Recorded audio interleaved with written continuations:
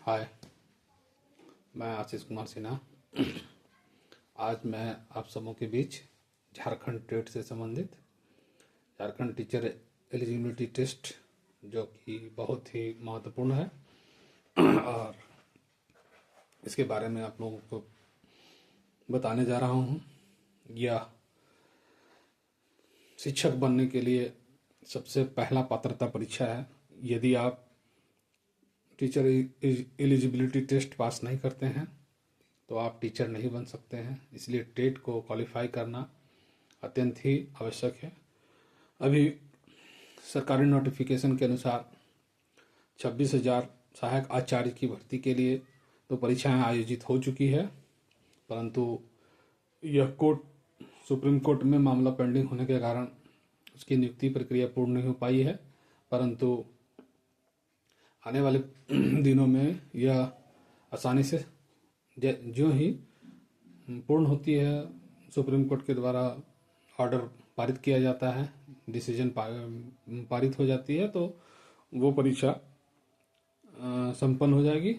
परीक्षाएं संपन्न हो चुकी है, परंतु रिजल्ट पब्लिश नहीं हुआ है। रिजल्ट पब्लिश हो जाएगी और बहुत जल्दी उसकी नियुक्ति की प्रक्रिया हो जाएगी। तो सरकार ने 50,000 की शिक्षकों की बहाली की बात की थी, उसमें से 26,001 की बहाली प्रक्रिया जारी है, परंतु रेस्ट जो 24,000 लमसम 25,000 के आसपास है, वो टेट एग्जामिनेशन होने के पश्चात ही उसकी नियुक्ति हो पाएगी। इसलिए टेट का फॉर्म फिलअप हो चुका है। अब विगत मात्र 1 से 2 माह के अंदर ये परीक्षाएं कंडक्ट करवा ली जाएगी। जेक के माध्यम से ये परीक्षाएं आयोजित होगी। झारखंड एकेडमिक काउंसिल उनको ये दायित्व दिया गया है। उन्होंने अपना सिलेबस भी जारी कर दिया है, और चूँकि यह एक बहुत महत्वपूर्ण एग्जामिनेशन है, परीक्षाएं हैं, इसमें क्वालिफाई करना आवश्यक होता है। यदि आप जनरल कोटा में हैं या ओबीसी कोटा में हैं, जिस कैटेगरी में हैं, तो उसमें पात्रता परीक्षा पास करने के लिए कट ऑफ निर्धारित की गई है।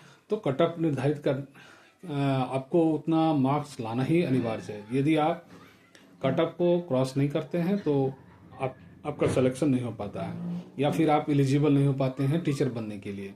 तो टीचर बनने के लिए आपको एक सुयोग्य अवसर देती है।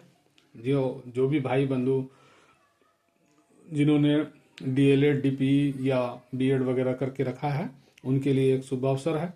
और हमारे जो क्षेत्र में कार्य कर रहे हैं, जैसे सहायक अध्यापक हैं, जिन्होंने अभी तक डीएलएड तो कंप्लीट कर लिया है और 628 125 के लिए अप्लाई भी किया होगा, तो उनके लिए बहुत ही सुनहरा अवसर है।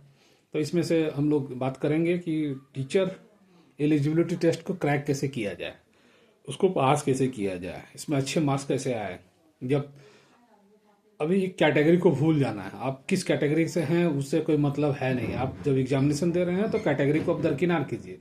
सबसे प्रायोरिटी आपका ये होना चाहिए, हमारा लक्ष्य हो कि मैं जब भी एग्जामिनेशन में बैठूं तो वो 90+ मार्क्स आए। 90+ मतलब 150 में हम 90+ करना है।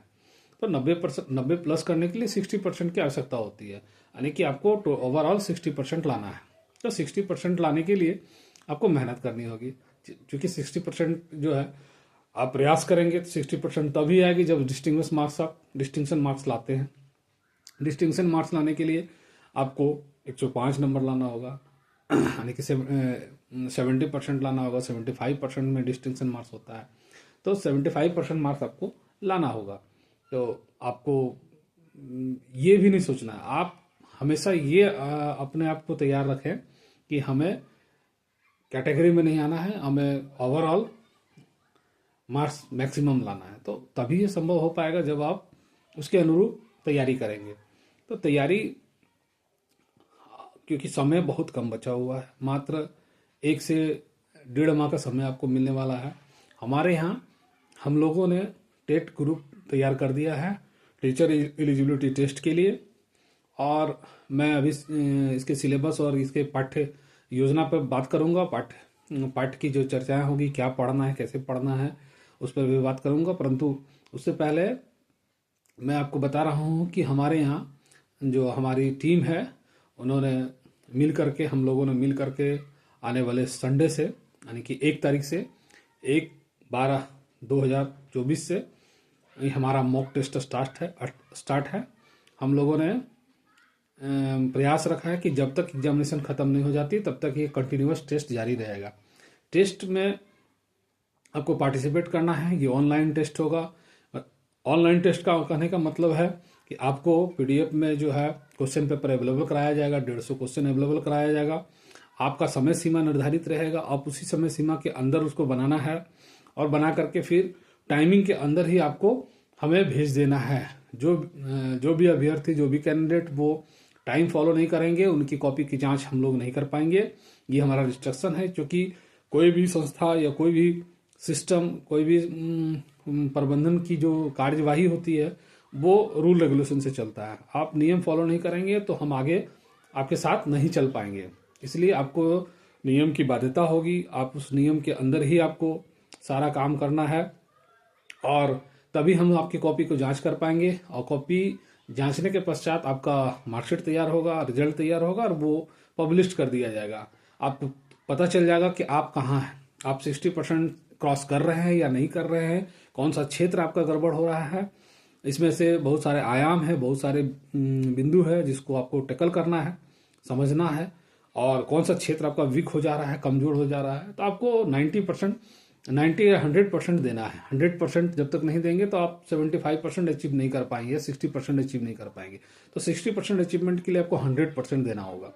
जब तक आप 100% नहीं दे पाते हैं तब तक आपका 60% अचीवमेंट नहीं होता है या 75% अचीवमेंट नहीं होता है। डिस्टिंक्शन मार्क्स लाने के लिए आपको मेहनत करने की आवश्यकता है। तो आप ऐसा करें कि 1 तारीख को जो होने वाली टेस्ट है उसमें भाग लें।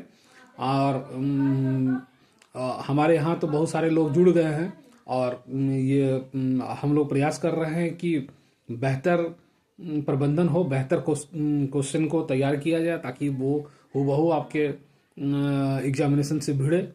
प्रयास किया जा रहा है। ये टेस्ट जो है वो आपका आकलन है, खुद का आकलन है। ये आपको ये बताएगा कि आप में क्या कमी है, आप कौन सा क्षेत्र आपका वीक है। मैथ सेक्शन कमी है ना, बाल विकास में कमी है, भाषा में कमी है, हिंदी में कमी है, या आपका रीजनल लैंग्वेज गड़बड़ है, तो वही सब आपको देखना है। तो आपको ये कार्य करना है। तो इसमें आपको हम इसमें ज़्यादा डिस्कस करेंगे, बताएंगे कि आपको क्या करना है। जैसे झारखंड टेट के लिए 2 प्रक्रिया हैं, पहला है 1 to 5 और दूसरा है 6 to 8। यानी कि उसमें दो ग्रुप है, पेपर 1 और पेपर 2। पेपर 1 जो है 1 to 5 के लिए है, पेपर 2 जो है 6 to 8 के लिए है। अंतर सिर्फ इतना है कि 1 to 5 में जो सिलेबस में दिया गया है वो आपको 5 आयाम है। 5 आयाम में बाल विकास है, शिक्षा शास्त्र जिसको बोलते हैं, पेडागोगी जिसको बोलते हैं, भाषा हिंदी है जिसमें अंग्रेजी, उर्दू जो भी आप चूज किए होंगे वो रहेगा। उसके बाद तीसरा भाषा, क्षेत्रीय भाषाएं होंगी। ये कोटा हो सकता है, संथाली हो सकता है, आपका जो आपने रखा है वो रहेगा। उसके बाद अंक शास्त्र है, यानी कि गणित की जो है, अंक शास्त्र का मतलब है कि वो जो हमारा गणित का पोर्शन है, नॉमिनल गणित जो एडवांस नहीं होता है, जो साधारण लोग यूज करते हैं, उसी जो बच्चे 1 to 5, 6 to 8 तक जो पढ़ते हैं, साधारण मैथ होता है, उसमें कुछ पेडागोगी भी होती है। तो आपको ये ध्यान देना है। साथ में ईवीएस रहता है 30 मार्क्स का, ये हमारा 150 का है। तो आपको ध्यान देना है कि हमको ये जो पोर्शन है जो हमें 5 भागों में डिवाइड किया गया है, उस 5 भाग में कितना कमांड है, उस कमांड को देखना है। इसीलिए हम लोग टेस्ट का आयोजन करवा रहे हैं। आप देखेंगे कि कौन सा क्षेत्र आपका गड़बड़ है। अगर शिक्षा शास्त्र गड़बड़ है तो शिक्षा शास्त्र पर फोकस किया जाएगा। भाषा, हिंदी, इंग्लिश ये नॉर्मल चीज़ है, इसमें ज़्यादा नहीं है। इसमें पेसेज वगैरह आते हैं, पेसेज का कैसे हैंडल करना है वो भी मैं बता दूंगा। क्षेत्रीय भाषा में जैसे आप कोठा रखे हुए हैं तो उसमें भी उसका डिवाइड किया हुआ है कि आपको पढ़ना है, कैसे पढ़ना है, कैसे जानना है, ये सब मामूली सी बात है, आप सीख जाएंगे। दूसरा है गणित के लिए। तो गणित कोई ये फास्ट नहीं, 1 to 8 का लेवल का मैथ रहेगा, 1 to 5 लेवल का मैथ रहता है। और मैथ में जनरली LCM HCF वगैरह होता है। तो ये नॉर्मल चीज़ है, आप प्रैक्टिस करेंगे सीख जाएंगे, इसमें ज़्यादा परेशानी नहीं होती है। और मैथ में केवल प्योर मैथ भी नहीं आता है, आपको जो भी पोर्शन दिया जाएगा शिक्षा शास्त्र इंक्लूड रहेगा। अर्थात आप मैथ बना रहे हैं, मैथ में 30 प्रश्न आएंगे तो उसमें शिक्षा शास्त्र के 15 प्रश्न रहेंगे और मैथ के 15 प्रश्न रहेंगे। तो इस तरह से क्वेश्चन आता है। उसी तरह से ईवीएस का अगर क्वेश्चन रहेगा तो ईवीएस में भी इन्वायरमेंटल साइंस के 15 प्रश्न रहेंगे और साथ साथ लगभग मिक्स रहता है आपका शिक्षा शास्त्र, यानी ईवीएस के से संबंधित जो भी शिक्षा शास्त्र पेडागोगी होंगे वो उसमें इंक्लूड रहेंगे। तो आपकी तैयारी ऐसी होनी चाहिए कि केवल फोकस मैथ पर नहीं होना चाहिए। आपको ध्यान देना है कि पेडागोगी हमारा कितना कंप्लीट है। पेडागोगी में ये फोकस रहना चाहिए कि आपको केवल 30 मार्क्स के लिए नहीं पढ़ना है, 30 के अलावे जो भी है सभी में, भाषा में, इंग्लिश में या अपने मैथ में, तो सभी में पेडागोगी के प्रश्न आएंगे। आपको प्योर मैथ नहीं मिलेगा, मैथ में से पेडागोगी प्रश्न मिक्स रहेंगे। तो ये सब आपको ध्यान देना है। उसके लिए फिर हम लोग उसी प्रकार के प्रश्न भी तैयार करेंगे ताकि आप लोग उनको कहीं दिक्कत नहीं हो। तो खास करके जैसे बाल विकास है, तो बाल विकास में कुछ जो दिए हुए हैं कि बच्चे कैसे सीखते हैं, कैसे सोचते हैं, तो ये बारंबार प्रयास से हमारा पेडागोगी जो है क्लियर होगा। इसमें दूसरा टॉपिक है सीखने के लिए प्रेरणा और कहाँ से निहित होती है। तो ये सब हम लोग प्रयास से ही सीख पाएंगे। प्रयास करेंगे, बारंबार क्वेश्चन को डील करेंगे तो कहाँ कहाँ मिस हो रहा है वो पता चलेगा, है ना। प्रश्न का क्या सोच है और हमारी सोच दोनों मिल रही है या नहीं। जैसे ही आपकी सोच और प्रश्न की सोच मिलना शुरू हो जाएगी, आप समझ गए कि पेडागोगी का ज्ञान आपको हो गया है। तो ये ध्यान देना है। दूसरा चीज है कि इसमें बहुत सारा ज्यादा जटिल नहीं होता है, केवल फंक्शन को समझना है कि आप कैसे इस फंक्शन को समझ पा रहे हैं।